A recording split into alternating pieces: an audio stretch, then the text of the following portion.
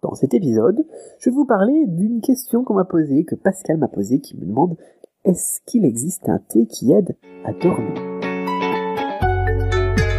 Je réponds à vos questions en vous présentant la Chine et le chinois tels que je les vois et tels que je les vis. Bienvenue dans la Chine, le chinois, comment c'est vraiment.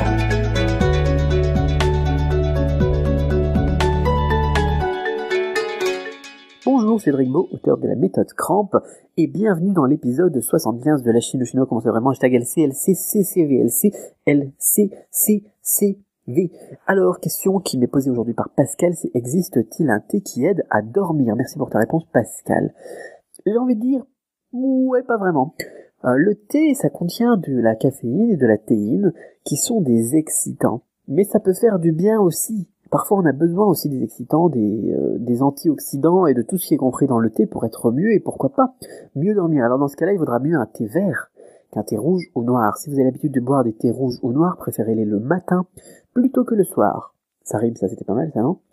Donc, préférez les thés verts, donc après la matinée, donc dans le courant de l'après-midi, si jamais vous buvez du thé et que vous voulez boire du thé, donc dans la journée. Les thés verts sont beaucoup moins forts en caféine et en théine.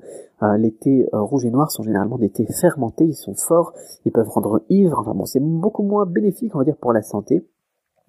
Et il faut savoir aussi, par contre, qu'on peut avoir des additifs dans le thé. J'ai envie de dire, des additifs, c'est quelque chose qui est très courant en Chine, c'est de rajouter des trucs dans son thé. Comme du goji, comme du ginkgo, comme des chrysanthèmes, comme plein de trucs, on peut rajouter plein de trucs, des trucs bizarres là, et de toutes les couleurs dans son thé. Généralement on verra donc des baies de goji par exemple, qui est aussi très bénéfique pour la santé. Alors après, il faudrait voir effectivement, selon la pharmacopée chinoise, quel additif, quelle chose que l'on pourrait rajouter dans son thé, eh bien pourrait être j'ai envie de dire positif pour aider à dormir. Mais j'ai envie de dire que c'est un mal d'actualité, le manque de sommeil, la difficulté à dormir, l'insomnie, et je pense que le thé vert, le boire du thé vert, ça fait partie d'un mode de vie. Si vous avez ce mode de vie, si vous aimez, si vous rencontrez des personnes qui boivent du thé vert, par exemple, dans la journée, ils ont cette habitude, cette diététique, je sais pas comment on va appeler ça, ce mode de vie, voilà, tout simplement, sain.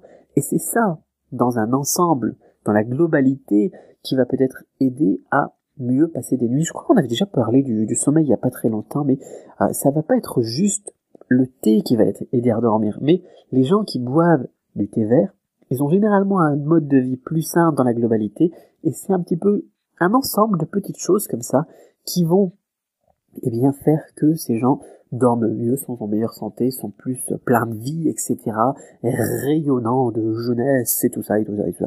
Voilà. Mais il faudra que je pose la question. Là, je vais bientôt rentrer en Chine et je poserai la question. Tiens, est-ce que on aurait pourquoi pas un additif, j'ai envie de dire, j'appelle ça un additif parce que je sais pas comment ça s'appelle, un truc qu'on rajoute dans le thé, ou bien alors une plante, ou bien alors quelle chose dans la pharmacopée chinoise, aiderait à mieux dormir. De toute façon, après on va se retrouver avec les plantes, les mêmes plantes que l'on a aussi en France. L'homéopathie, bof, mais pourquoi pas des huiles essentielles. Effectivement, là, ça pourrait être quelque chose d'intéressant à creuser. Donc pour aider à mieux dormir, voilà, dans tout ce qui est boisson du coup. Tisane, tisane, j'ai envie de dire plus que thé dans ce cas-là. On a des thés, des tisanes en France, on fait un truc qui est pas mal. Il y a les thés, je sais plus c'est quoi quelle marque, comme marque, c'est une marque avec un éléphant, tiens. Voilà, comme ça vous trouverez facilement le nom de la marque. Et ils font des tisanes qui aident à dormir à base de plantes, et ça c'est peut-être mieux qu'un thé. Je pense, si le but est donc d'aider à mieux dormir. Voilà pour aujourd'hui. Alors, si vous avez aussi une question à poser sur la pharmacopée chinoise, sur le thé, sur les fameuses baies de goji ou le ginkgo c'est génial. J'en ai peut-être déjà parlé dans tout ce qui était boostage du cerveau et tout ça, mais le ginkgo c'est un petit peu comme de l'écorce de saule, c'est génial. Enfin, l'écorce de saule, après on recoupe avec l'aspirine, mais bon.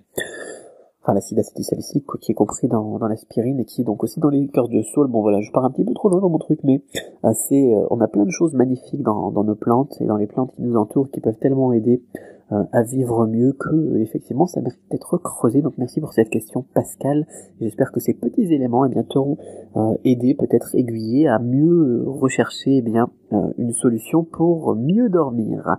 Voilà, donc réagissez, ça me fera plaisir. Donc sur YouTube on était épisode 75, donc épisode 75 sans 01 parce que là je suis bourré, je dis 075, donc là ça fera 75 de LCCCCD sur YouTube. Et puis laissez-moi un petit commentaire, ça fera super plaisir. En attendant, regardez le studio vert, et très vite, on se retrouve demain pour l'épisode 76.